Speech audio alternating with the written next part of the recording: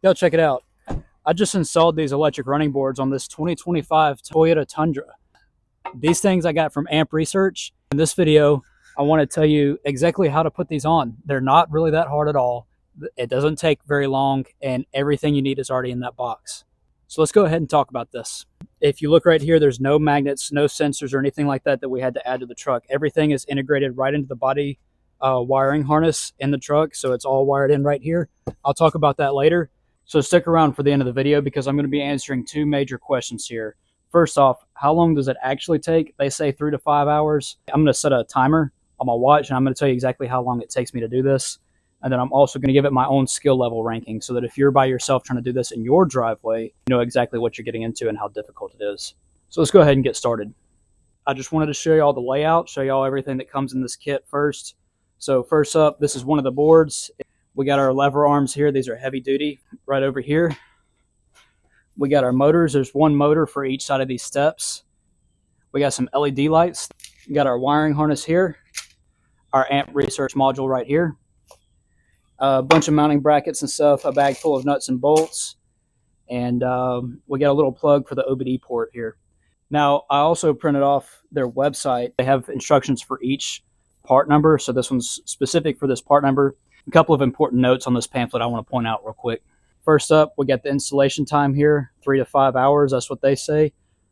The skill level is 4 out of 4. And then it's got a list of tools right here. So we're going to need a measuring tape, 13 millimeter socket, 10 millimeter socket, ratchet wrench and extension, 13 millimeter end wrench, wire stripper / cutter, 3/16 hex key wrench, 5 millimeter hex key, 4 millimeter hex key, and some electrical tape. This office corner here, and I hate to interrupt, but that's actually an incomplete set of tools. So you're going to need a pick, some tamper-proof Torx bits. These are just Torx bits that have a little hole in the center of them.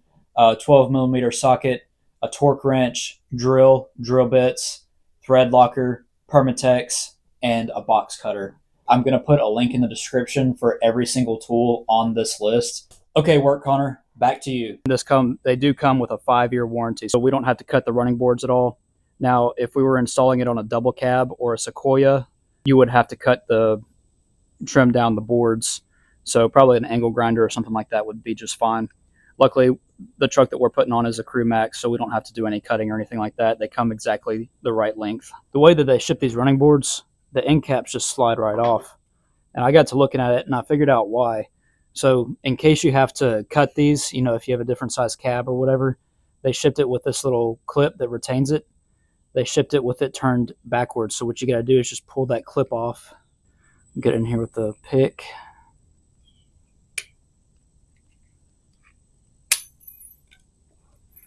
And then turn it around the other way, just like that right there.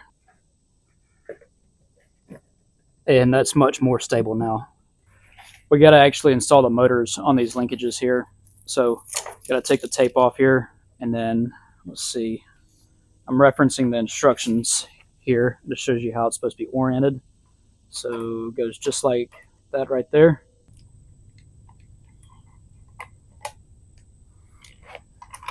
All right, we're gonna have to adjust this a little bit. There we go. Now it says on the instructions right here that it takes a 4 millimeter hex head, and that's not actually correct. I figured out it's a T25 Torx head for these screws right here. So I'm sure that a 4 millimeter hex head would work just fine, but I'm going to use the right tool since this is what the screws are actually made for. So now that I got the motors on, I'm going to go ahead and install these mounting brackets here. And it just comes with all these nuts and bolts. So you just push these in here. And these are 13 millimeters.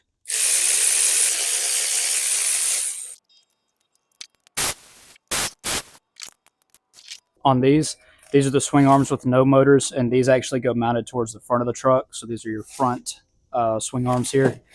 And when you're putting these plates on, they got to be mirrored, okay? So you see how bolts in a different spot on here and on here? That's because one's for the right, one's for the left side of the truck. The good thing is that the mounting bolt holes are already in the truck, according to this. So let's go see if we can find them. Oh, let's see.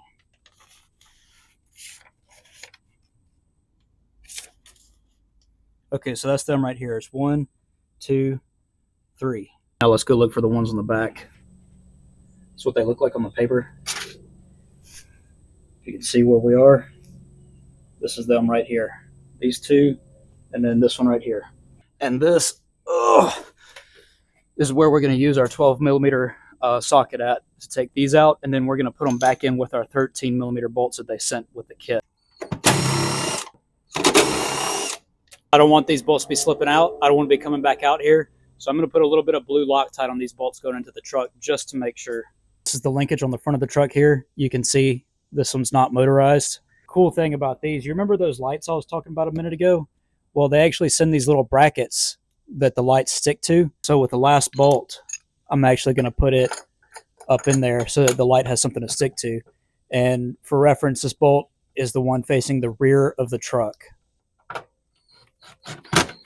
Just like the linkage on the front, I put this bracket on here for the lights, but the only difference is on the back one back here, I put it on the bolt facing the front of the truck. Now we're ready to actually install the running boards. What you will notice is these mounting brackets they actually slide back and forth on here. That's so that, you know, if you got to cut it for a different size cab, you can move these around wherever you need to be. The instructions say that from the outside of the end cap to the outside of that swing arm on the back should be about 16 inches, which is about right here.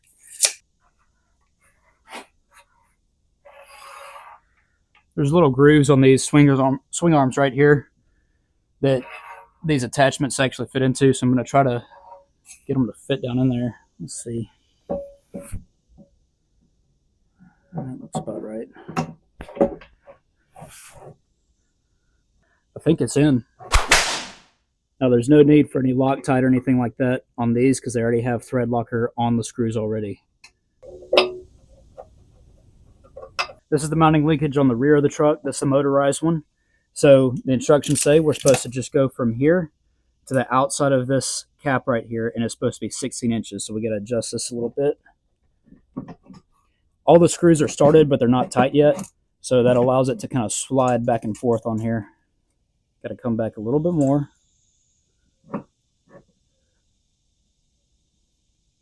Right there. Now we can go ahead and I'm going to tighten these back ones down first and then move to the front and tighten those down next. All right, so we got that driver side done. Now I'm going to do the exact same thing on the passenger side. You already know me. I'm just here to talk about mechanics and talk about working on cars. So I'm not trying to sell anybody anything, but if you are planning on buying some step bars for your Toyota Tundra, check the link in my description. It'll take you straight to RealTruck.com where you can buy this exact kit. And it would mean a lot to me, and I would really appreciate it, guys. Now we're in the back seat. The seat's folded up, and we just got this storage compartment under here. First thing we got to do is take this cover off. Just push down on the center part of all these clips, and then the clips themselves just pull right out. And this whole thing just lifts right up out of here. And it just comes apart in 3 pieces. You got the 2 sides and the center here. So let's see. All right. Just trying to be careful not to scratch the finish on these drum pieces here. I'm going to go ahead and put that in the front seat. Now next, we're going to be taking these little brackets and we're going to be mounting them to the rear step bar bracket that has the motor on it. We're going to mount it on the side of the bracket, and then we're going to see where it lines up on the floorboard underneath the truck, and we're going to drill a hole straight through here. Before we start drilling, we're just going to lift this up and make sure there's no wires or anything like that underneath here. They can be damaged whenever we drill. It looks like we're clean. All right, no wires under there, so we're safe. And for this, we need 2 more tools that were not included on the instructions. So this involves the screw that goes through this bracket and into that motor mount down there. It needs the Torx bit with the center hole in it. And then on the back side, an 11 millimeter socket, not a 10 millimeter, an 11 millimeter for the nut.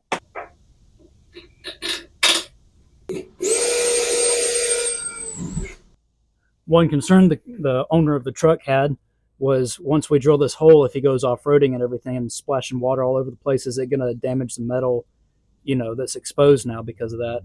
And probably not. This is probably overkill, but just to set his mind at ease and my mind at ease, I went ahead and put a little bit of Permatex gasket maker around the bolt hole on this bracket. That way it's all sealed up and everything. Don't have to worry about it. I just wanted to show you where the bolt actually comes through at under here. It's right there. We're gonna go do the exact same thing on the passenger side. All right, over here on the passenger side, there's actually a lot more wires and everything in the way, so we're gonna use that little rubber grommet right there as a placeholder so that we know where we're looking at on the bottom, and we're gonna see where this bracket lines up under here and see if we can drill a hole from the bottom or if we gotta come in from the top to stay safe off those wires. So for reference, that's roughly about right here. Should be good to go. Let's go ahead and drill it. Now, since this is the gas version of this truck, this is all we're doing back here. If this was the hybrid, we'd be wiring it in back here and everything, doing all that kind of junk. If you're working on the hybrid at home, don't worry. The instruction pamphlet that you can print off from RealTruck's website actually has a different track for the hybrid option. So you just follow the instructions there and you'll be good to go. All right, stage one complete. We got both sides of the running boards mounted up on this thing. It took us about an hour and 21 minutes so far. So let's go ahead and see how long the rest of it takes. Disconnecting the battery, all you gotta do is just hit it with a 10mm socket. On both terminals, we're gonna take the negative terminal off first and then the positive terminal also. Now the instructions for this truck, it wants this module to sit just right here on the battery bracket. If you wanna move it somewhere else and hide it a little bit better, you can, you're more than welcome to. But just for the sake of ease today, and also to show you what it looks like if you follow the instructions exactly, we're just gonna mount it right here using some zip ties that came with the kit. And it actually even has grooves on the control module here for the zip ties, which is kind of nice. Now with the wiring harness, I'm going to locate the battery leads. So right here, you can identify it by the fuse. So I'm going to grab those, and the rest of it, I'm just going to kind of drape over the side of the truck over here for now. And I'm going to go ahead and remove this power fuse. You know, I know we disconnected the battery, but that's just like a little extra step of protection. They already have eyelets already on this wiring harness here, so we can actually put that lead right underneath that nut and put the nut back down.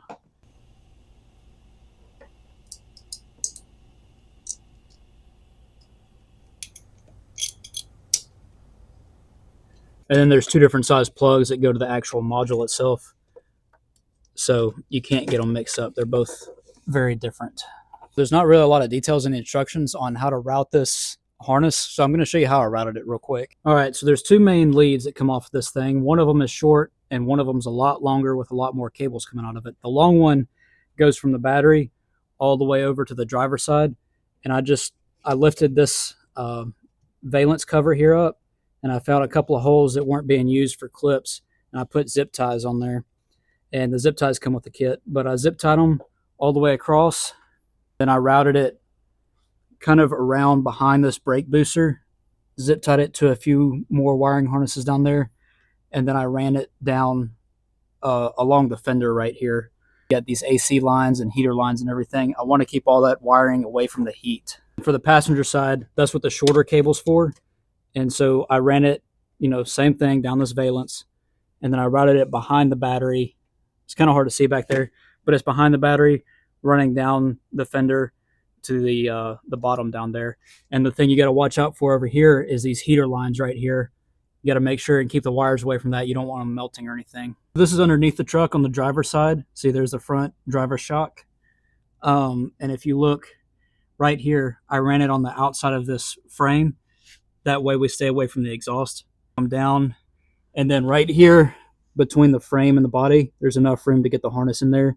And then I'm going to run it across and zip tie it all the way down. These two purple wires right here, I got to figure out how to put those inside the truck. So let's move back to the cab and figure out how to get these inside. So for inside, we got to remove this kick panel first, and there's a little plastic nut. You can just grab it with your fingers and unscrew it right here.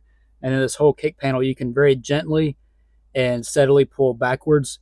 It's just held in by clips, so they'll all pop loose. And then for this part down here, you just do the same thing, but lifting up. And then the whole thing comes right out, as you can see right here. So there's actually a little rubber grommet about right here.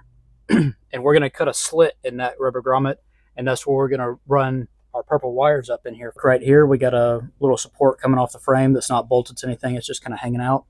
And right behind that, there's that rubber grommet we're going through.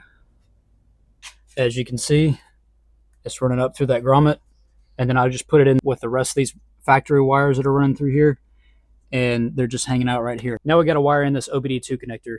Now this kit does require some hard wiring. You got to hardwire it into the factory wiring harness on these trucks, but you don't have to cut any wires. They sent these cool little connectors. I'm going to show you how they work, and it doesn't require any cutting of any wires or anything like that. We're back up inside the truck, and this is where the kick plate would be if it was still here. And the way you find the right connector and the right wire to tap into, you see these three little offshoots coming off of this harness right here. One going to the front of the truck, one to the center, and one going towards the rear of the truck. The one you want is the one going towards the front of the truck. So we'll go ahead and unplug that. Okay, so which wires we want to tap into, it shows on the instruction pamphlet we got to do pin number 5 and pin number 16. It shows the pin out from the back of the plug like this. So if we look at the white wires right here, we got pin 1, 2, 3, 4 is blank, and then 5 is that white wire we want to tap into. Number 6 is blank too. So if you're looking at the white wires, it's the one that's right in the middle of 2 empty pins.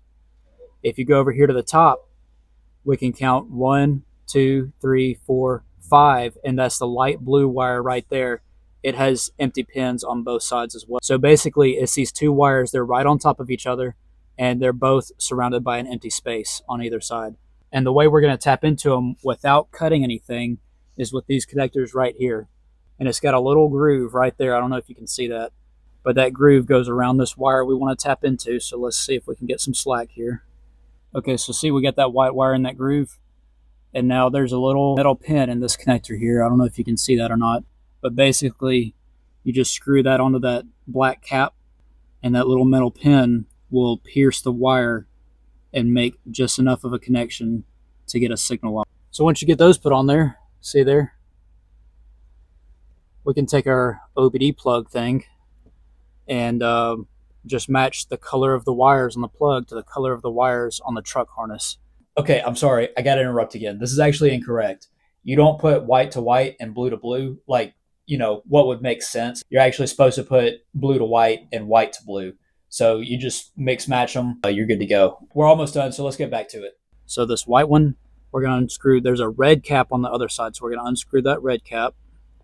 We're going to put that little red cap right over this wire, and then stick that wire right in this connector here.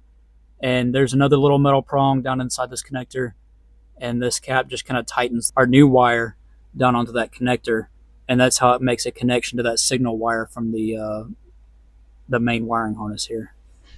And now we can just plug this main wiring harness connector back in where it's supposed to go,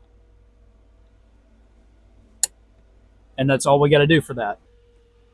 Now we're going to do the same thing with these purple wires that we just brought inside the truck from under the front seat, and we're going to do the exact same thing. And then we can put this whole kick plate and everything back together because we're done for right here.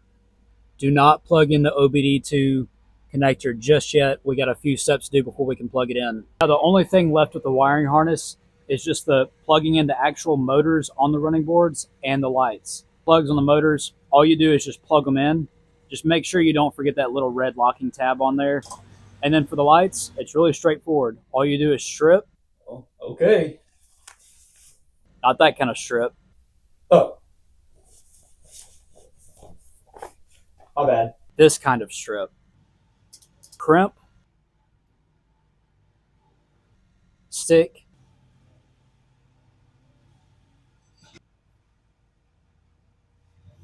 And zip. That's all you got to do. Oh yeah, and don't forget to melt your little butt connectors so that they're waterproof.